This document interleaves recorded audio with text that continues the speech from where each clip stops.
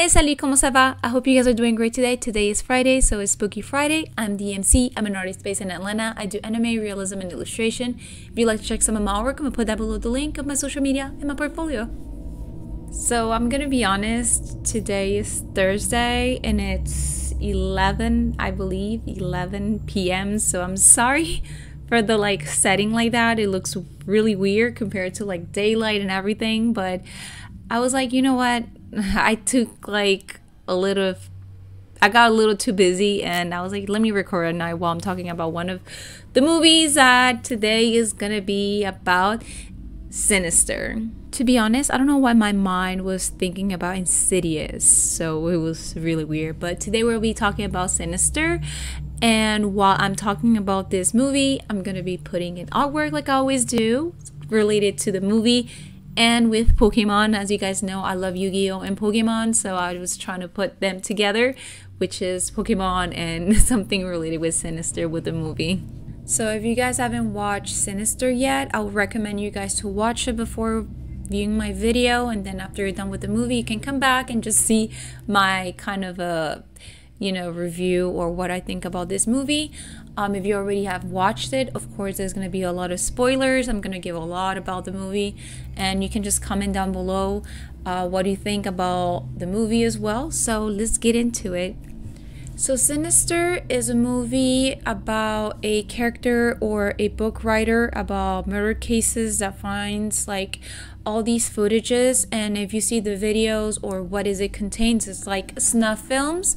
And I think that's very much the highlight of about the movie, because Bagul, which is the demon or the deity behind every doing, actually was not scary, which is weird, because if you're planning on making something that you should be afraid of, they actually made the character very simple.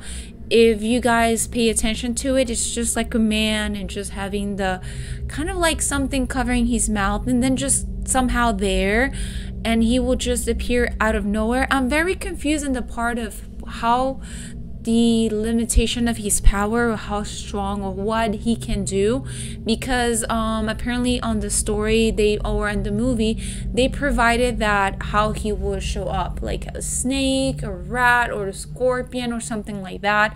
That will be the apparition of Bagul.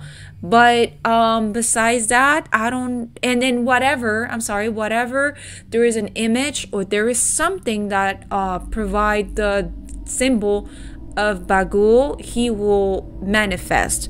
So there is it's not very clearly how he have his limitation of certain things.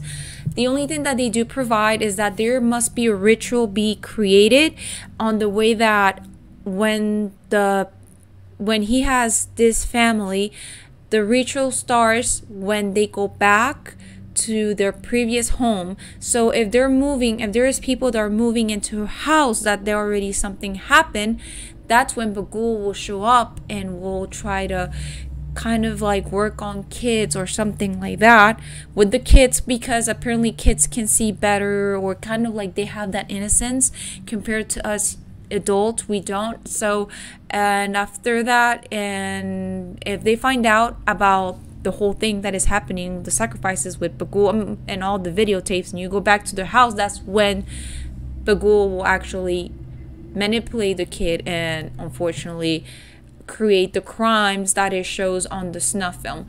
So this movie, I really liked it because of the snuff film format and how they showed that kind of give you scared that it might happen to you, that you never know what something can go into a kid's head.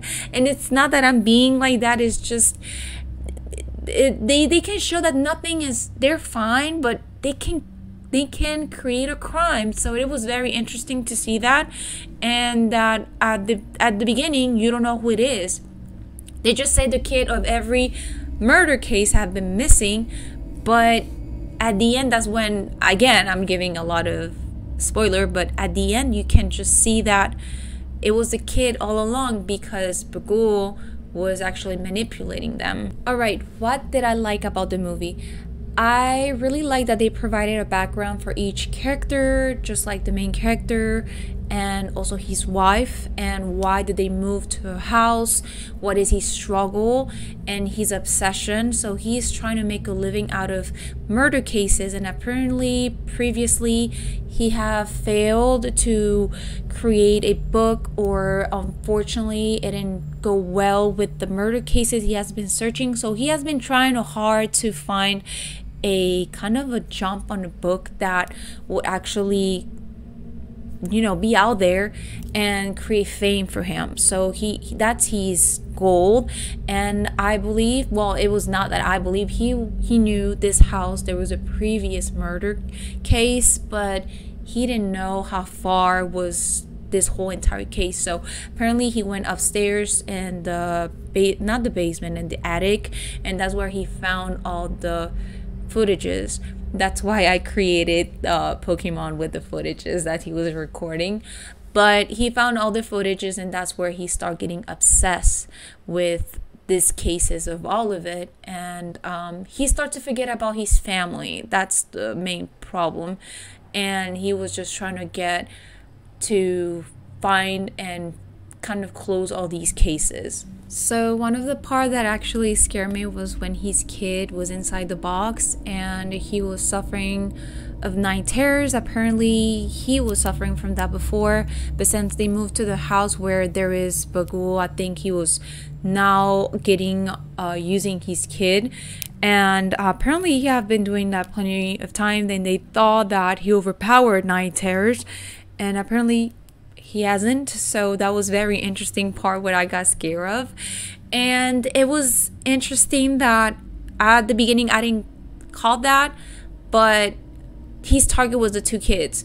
So since the longer they're staying there, the longer Bagul is, you know, striking the kids to do his deed, whatever he wants, the sacrifice.